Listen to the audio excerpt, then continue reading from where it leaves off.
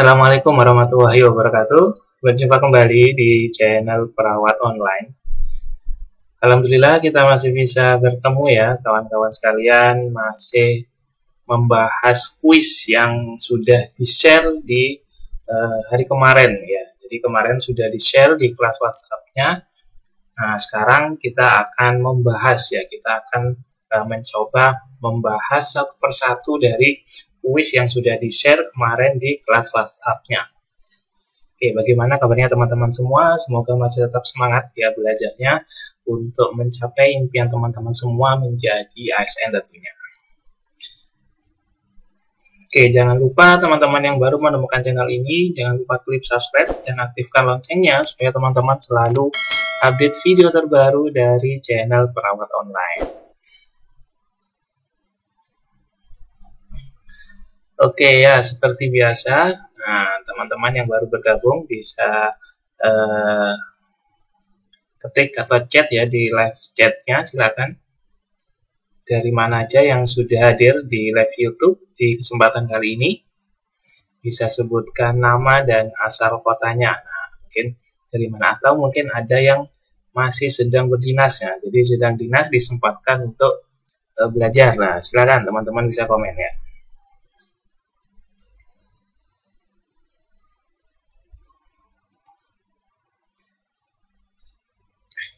Oke, sambil menunggu teman-teman yang lain yang belum bergabung, ya masih belum bergabung. Nah, diinfokan kembali teman-teman yang baru menemukan channel ini dan belum masuk di kelas WhatsApp-nya. Nah, jadi yang belum masuk di kelas WhatsApp-nya, teman-teman yang sedang mempersiapkan ujian seleksi P3K di periode tahun ini, teman-teman bisa gabung ya, bisa join, kita bisa belajar bareng di dalam kelas WhatsApp tersebut, karena nantinya akan ada pembahasan soal ya, baik secara WhatsApp maupun secara YouTube seperti ini, maupun nanti akan juga di-share kuis-kuis. Nah, jadi teman-teman silakan bisa share dan bisa sebarkan juga linknya ya, semakin banyak yang belajar, semoga menjadi jalan atau menjadi wasilah teman-teman semua untuk lulus menjadi ASN di periode tahun ini.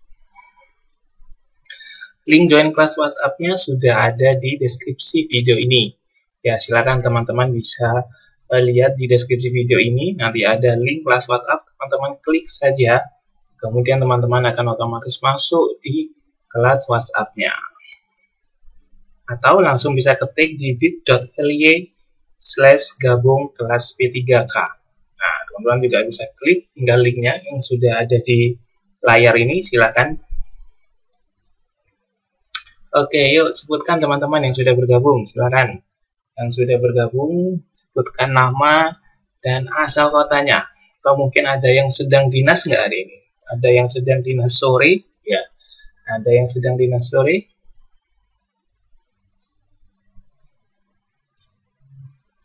Oke ya, semoga bisa menjadi keberkahan teman-teman yang dinas, kemudian disempatkan untuk belajar ya, sambil merawat pasien, disempatkan juga untuk belajar, semoga semakin dipermudah jalannya teman-teman untuk lulus menjadi P3K periode ini.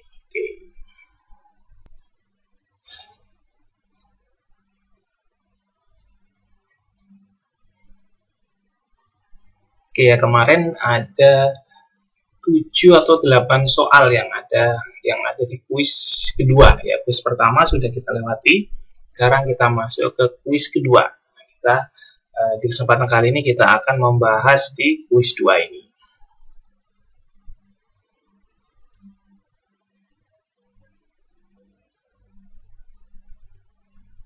Oke ya, sudah bisa dimulai. Nah, kita mulai atau masih menunggu ini?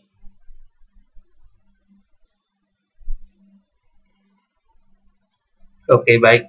Kita langsung saja mulai dari soal pertama ini. Laki-laki usia 58 tahun, dirawat di rumah sakit dengan stroke non-hemorrhagic sejak 4 hari yang lalu. Hasil pemeriksaan menunjukkan kesadarannya support, tekanan darah 130/80, frekuensi nadi 76 kali per menit, frekuensi nafas 12 kali per menit, suhu 36,7 derajat Celcius. Saat ini pasien terpasang oksigen masker 8 liter per menit. Saturasi oksigen 93%. Perawat curiga tapi oksigen tidak maksimal dan harus melakukan pemeriksaan penunjang. Apakah pemeriksaan penunjang yang tepat pada kasus tersebut? Opsi jawaban A GCS, B EKG, C AGD, analisis gas darah ya atau BGA, D EEG, atau yang E CT scan.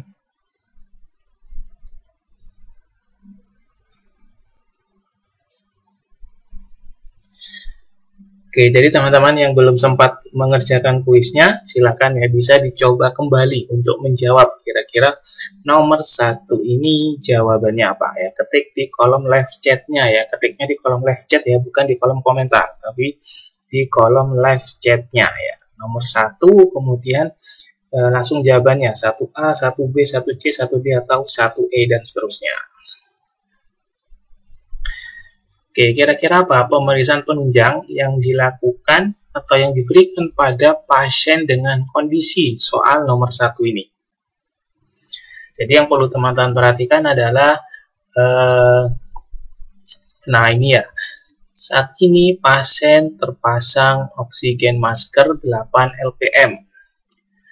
Sudah dipasang masker dengan 8 liter per menit atau 8 LPM, tapi saturasi oksigennya masih menunjukkan di angka 93%. Kemudian dilanjutkan ada keterangan perawat curiga terapi oksigen tidak maksimal. Nah, dan harus melakukan pemeriksaan penunjang. Nah, dari pertanyaannya, kira-kira apa pemeriksaan penunjang yang dilakukan pada pasien ini?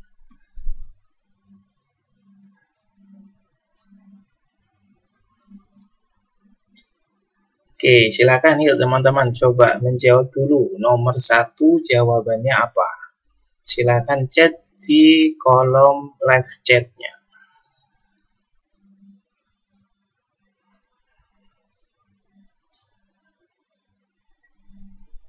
Oke, yang dari Indonesia Timur. Nah, yang dari Indonesia Timur mana ini? Adakah yang dari Indonesia Timur? Nah,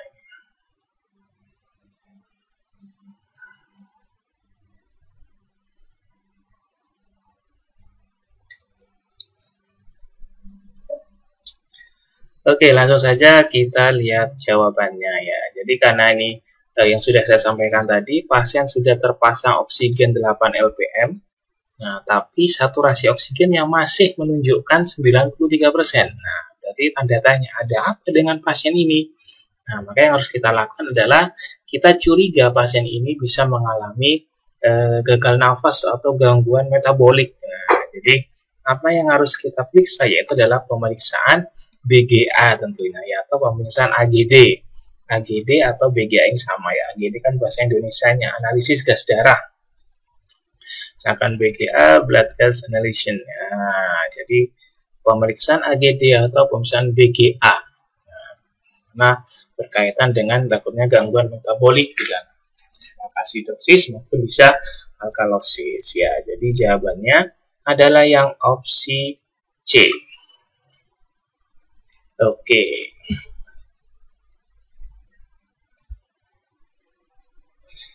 Oke, soal pertama sudah kita lewati, kita lanjutkan ke soal kedua.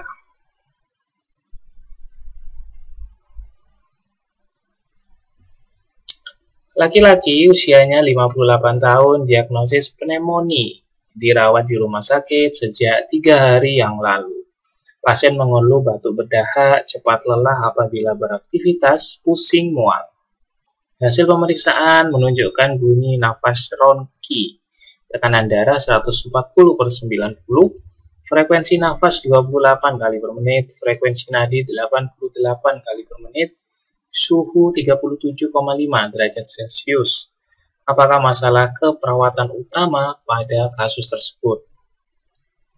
A. Bersihan jalan nafas tidak efektif, B. Pola nafas tidak efektif, C. Gangguan rasa nyaman, D. Intoleransi aktivitas, atau E. Defisit nutrisi.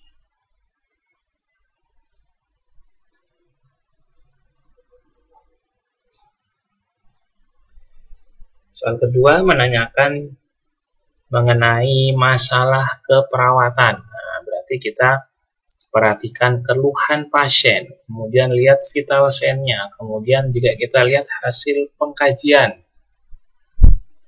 Kemudian baru kita simpulkan kira-kira pasien ini mengarah ke masalah keperawatan yang mana. Oke ya, seperti soal nomor 1, silakan teman-teman coba dulu menjawab. Soal nomor 2 jawabannya apa? Oke.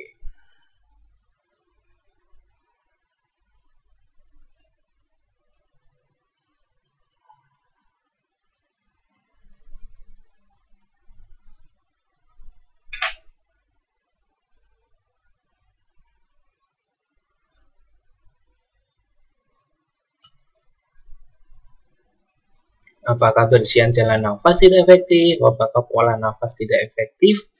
Apakah gangguan rasa nyaman, intoleransi aktivitas, atau defisit nutrisi?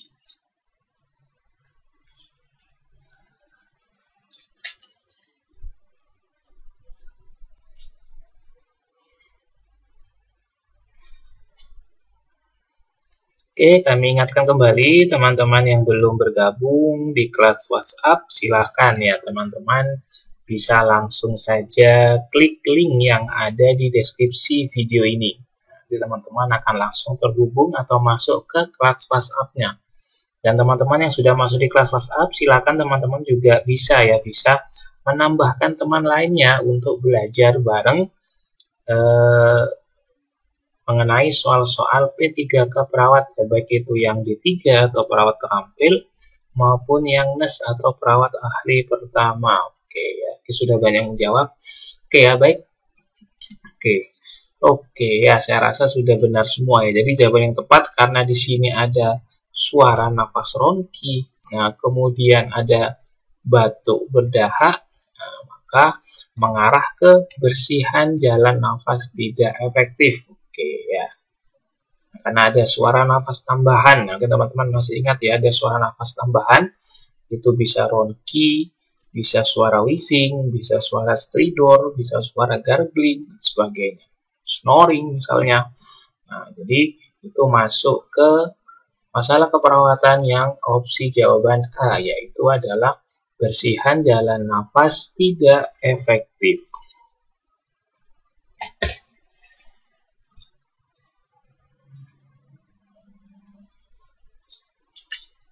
Oke ya.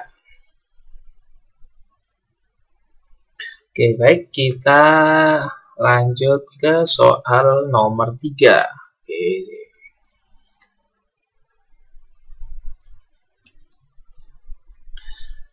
Oke, sebelum kita lanjut ke nomor 3, bagi teman-teman yang belum subscribe channel ini, silakan klik subscribe dan aktifkan loncengnya supaya teman-teman selalu update video terbaru dari channel Perawat Online. Oke, kita masuk ke soal nomor 3. Laki-laki usia 35 tahun, diagnosisnya asma. Dirawat di rumah sakit dengan keluhan sesak dan lemas sejak 3 hari yang lalu. Hasil pemeriksaan menunjukkan bunyi nafas wheezing. Ada ronki di CS3 kanan. Frekuensi nafas 22 kali per menit. Saat ini perawat sedang melakukan tindakan postural drainase. Saat perawat melatih nafas dalam dan batuk efektif, tiba-tiba pasien mengeluh kelelahan. Apakah tindakan yang tepat pada kasus tersebut? A. Mengatur posisi pasien. B. Menghentikan tindakan. C. Melapor kepada dokter jaga. D. Meminta pasien tetap tenang. Atau E. Mengevaluasi frekuensi nafas.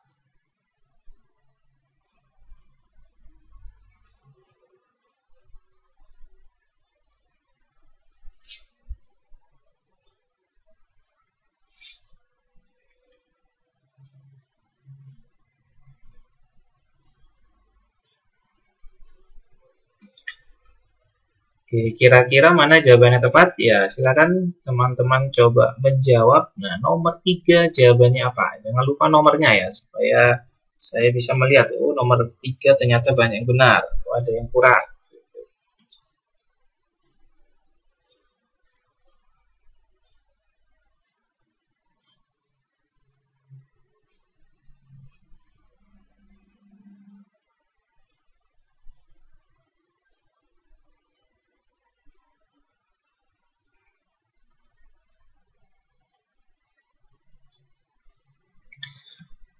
Oke, kira-kira apa tindakan? Nah, jadi yang perlu diperhatikan adalah, nah ini ya, saat perawat melatih nafas dalam dan batuk efektif, tiba-tiba pasien mengeluh kelelahan. Ini kan pasiennya sudah ditunjukkan bahwa di soal disebutkan ada bunyi nafas wheezing, juga ada ronki di CS3 kanan. Apalagi frekuensi nafasnya juga terjadi peningkatan.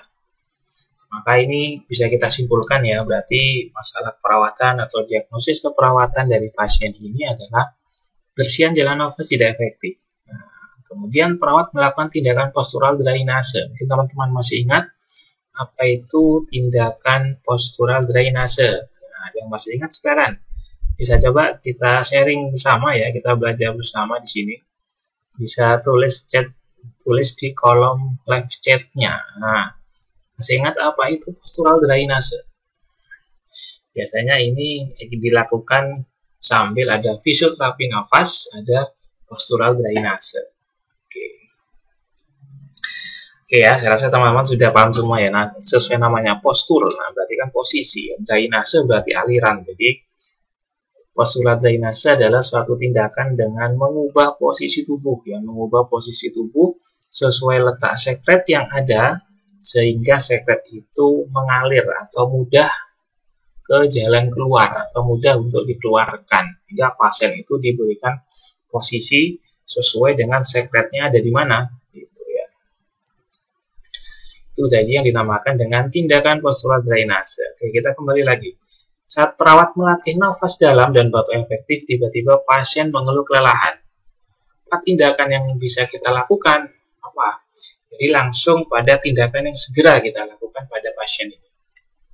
Oke ya, jadi jawaban yang tepat adalah yang opsi B, adalah menghentikan tindakan dulu. Nah, kita hentikan tindakan, kita tidak perlu memaksakan. Kalau pasiennya memang kelelahan, ya sudah, pasiennya diistirahatkan dulu. Ya, jadi sebenarnya opsi jawaban A, B, C, D, E ini sekilas hampir benar semua. Ya. Tapi tindakan yang tepat berarti cari adalah tindakan yang segera kita lakukan. Nah, jadi dari opsi A, B, C, D, E yang bisa kita lakukan segera adalah bisa menghentikan tindakan dulu. Nah, kemudian baru bisa mengatur posisi pasien misalnya ya, sambil meminta pasien tetap tenang.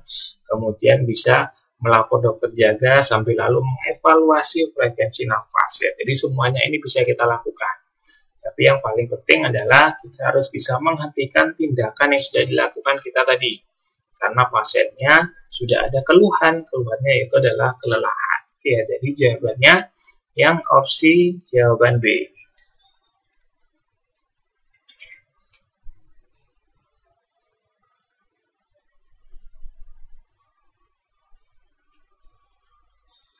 Oke, soal nomor 3 sudah kita lewati. Kita lanjutkan ke soal yang keempat.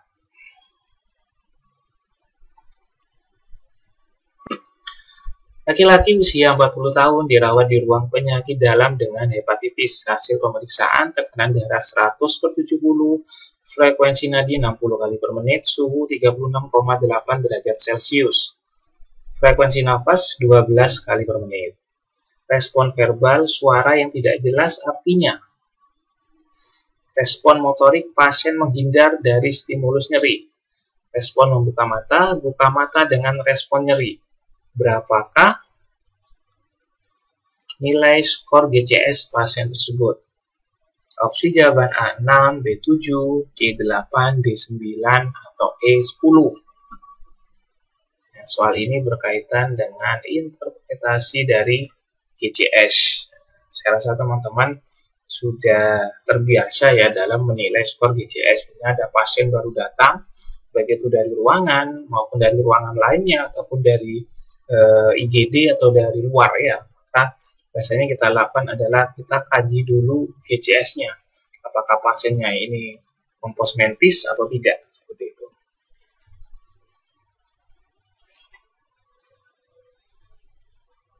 Silakan teman-teman bisa mencoba menjawab kembali soal nomor 4. Jawabannya A, B, C, D, atau E ya. Jangan sampai keliru menghitung. Nah, hati-hati ya. Jangan keliru menghitung, harus teliti dan cermat dalam menghitung dari GCS. Meskipun kita sudah terbiasa, tapi kalau kita tidak teliti sedikit, nah maka bisa menjawab dengan salah, tidak menjawab dengan benar.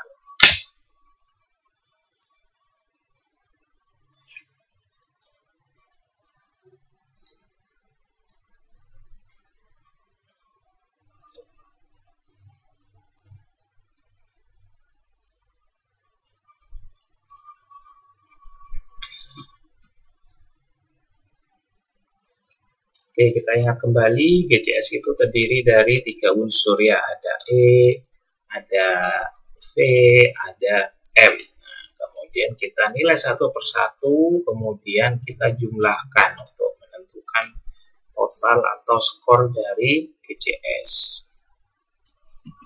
Oke, kita awali dari yang E dulu, misalnya respon membuka mata, buka mata dengan respon nyeri. Nah, berarti pasien itu baru membuka mata bila diberi rangsang nyeri. Nah, maka skornya adalah 2. Ya, kalau skor 1 itu unrespon, kalau skor 2 dengan rangsang nyeri, kalau skor 3 dengan perintah, ya kalau skor 4 berarti spontan atau normal. Oke, yang kategori E atau yang I kita sudah dapat skor 2. Sekarang kita yang coba melihat yang verbal.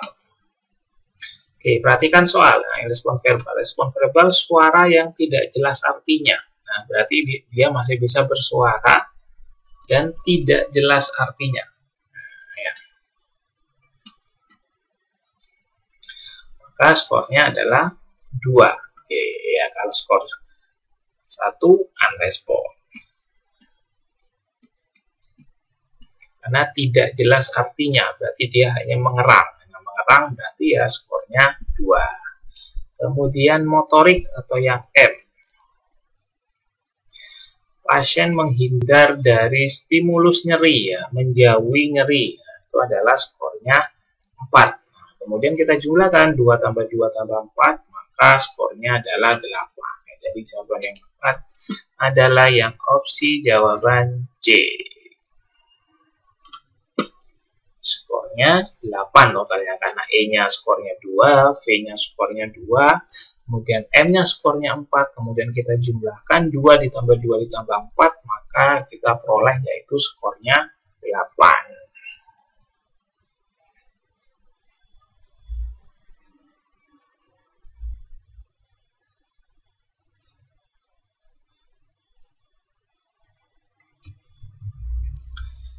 Oke, kita lanjut ke soal nomor 5. Laki-laki 53 tahun diagnosis stroke iskemik, dirawat di rumah sakit dengan penurunan kesadaran sejak 3 hari yang lalu. Saat ini perawat melakukan observasi tingkat kesadaran pasien. Perawat meminta pasien untuk membuka mata, namun pasien tidak merespon. Kemudian perawat memberikan stimulus nyeri, tampak pasien bergerak menghindari rangsang nyeri. Pasien tidak memberikan respon suara selama pemeriksaan. Bagaimanakah tingkat kesadaran pasien pada kasus tersebut? Opsi jawaban A, E1, V1, M1, B, E1, V1, M4, C, E1, V1, M5, D, E2, V2, M2, atau yang E, E2, V2, M3. Oke, soal nomor 5 hampir mirip dengan soal nomor 4 tadi ya. Nah, tapi soal sebelumnya tadi kita harus menjumlahkan dari semua opsi GCS yang ada. Nah, kalau yang soal nomor 5 ini kita tidak perlu menjumlahkan karena yang ditanyakan adalah karena di opsi jawabannya ini sudah disebutkan per bagian-bagiannya. E-nya berapa, V-nya berapa, M-nya berapa. Jadi kita tidak perlu menjumlahkan lagi. Silakan soal nomor 5 teman-teman bisa mencoba menjawab. Kira-kira berapa GCS dari pasien ini? Oke, ini ya, saya coba sambil saya garis bawahi. Membuka mata, namun pasien tidak merespon. Berarti tidak ada respon.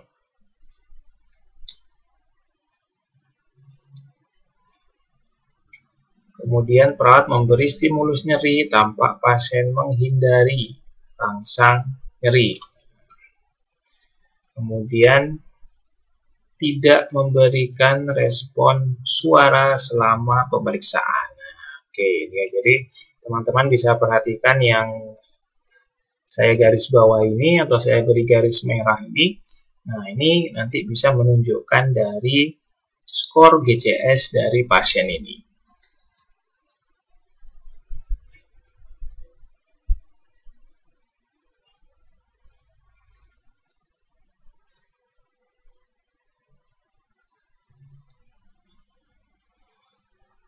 Oke, yang belum menjawab masih ada kesempatan, silakan teman-teman yang mungkin baru bergabung. Ya, baru bergabung silakan, kita sudah masuk di soal nomor 5.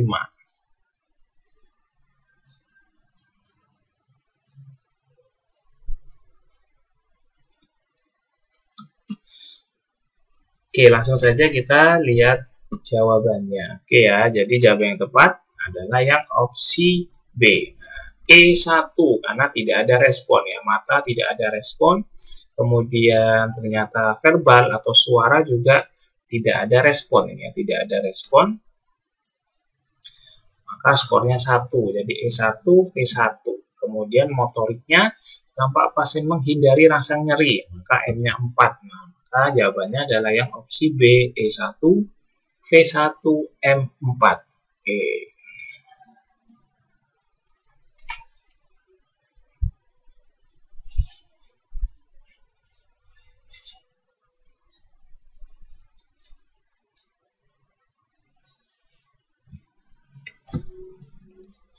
Oke, kita lanjut ke soal nomor 6.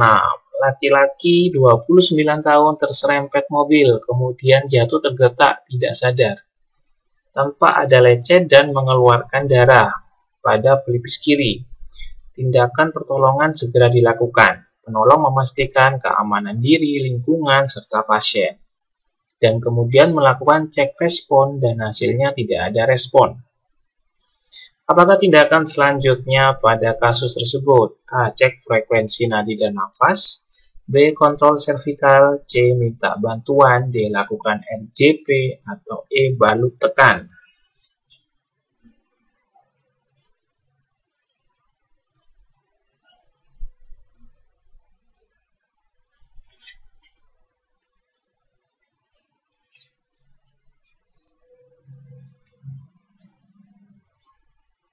Silakan teman-teman coba menjawab nomor 6. Jawabannya apa? Apakah cek frekuensi nadi dan nafas, atau mengkontrol servikal, minta bantuan, lakukan pijat jantung atau RJP, atau balut tekan?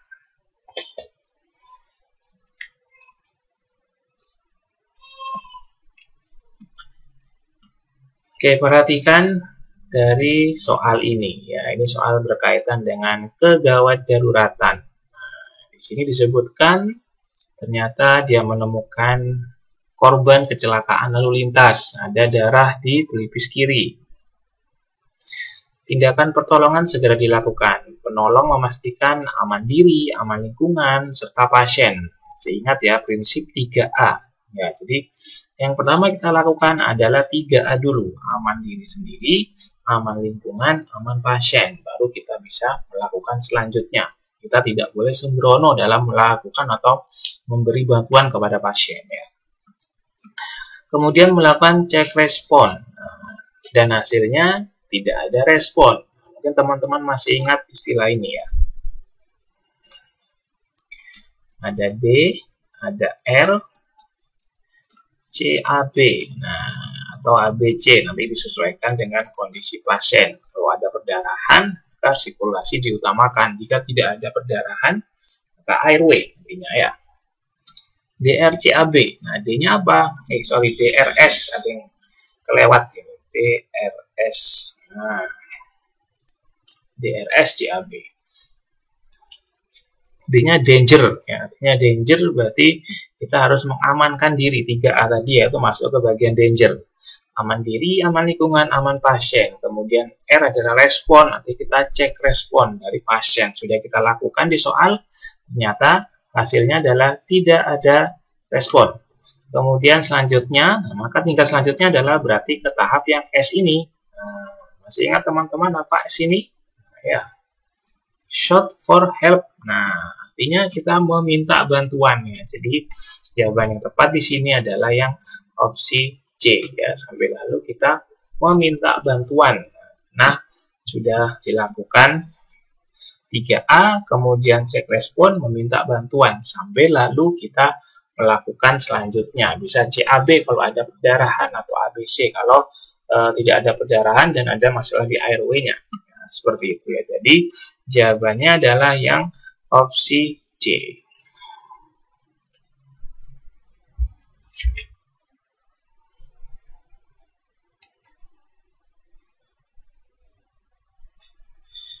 Oke, soal nomor 7. Kita lanjut ya.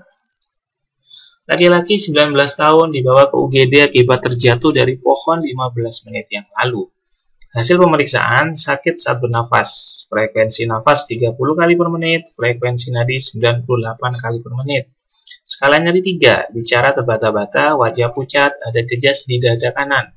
Suara nafas paru terdengar vesikuler pada kedua sisi. Apakah masalah keperawatan utama pada kasus tersebut? A. Nyeri akut, B. Pola nafas tidak efektif, C. Gangguan pertukaran gas, D. Gangguan ventilasi spontan, atau yang E. Bersihan jalan nafas tidak efektif.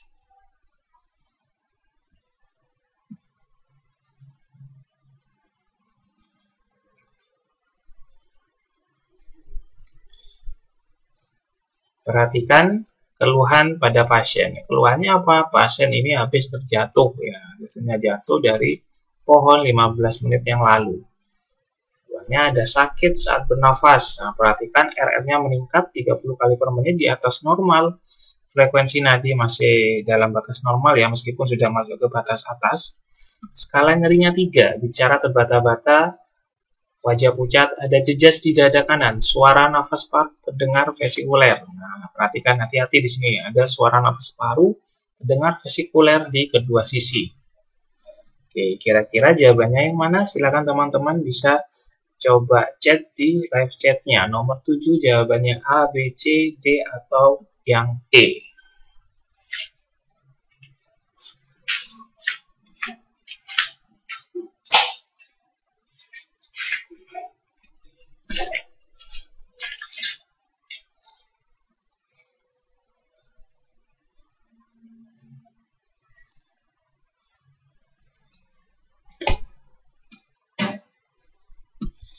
Oke, langsung saja kita lihat jawabannya. Maka jawaban yang tepat adalah yang opsi B.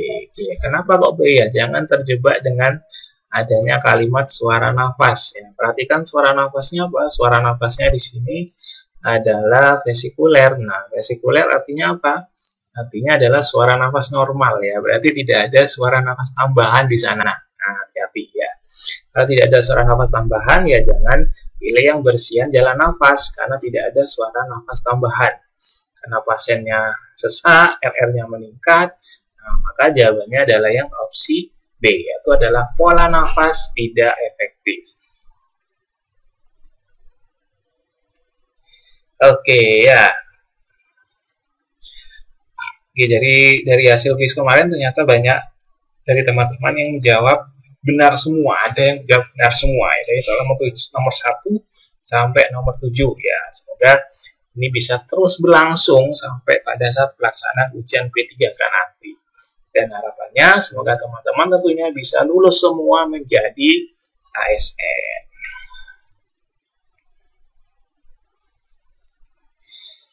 Oke, saya ingatkan kembali kepada teman-teman yang belum join di kelas WhatsApp-nya, silakan teman-teman bisa lihat link yang ada di deskripsi video ini. Nah, jadi teman-teman yang mungkin baru bergabung di channel Perawat Online, belum sempat masuk kelas WhatsApp-nya, belum tahu linknya sudah kami sematkan ya, sudah kami tulis di link di deskripsi video ini.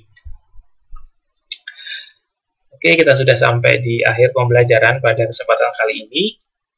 Semoga menjadi tambahan amunisi buat teman-teman dalam mempersiapkan ujian P3K nanti. Oke, tetap semangat teman-teman belajarnya, semangat jadi ASN. Sampai ketemu lagi di pertemuan selanjutnya. Saya akhiri, wassalamualaikum warahmatullahi wabarakatuh.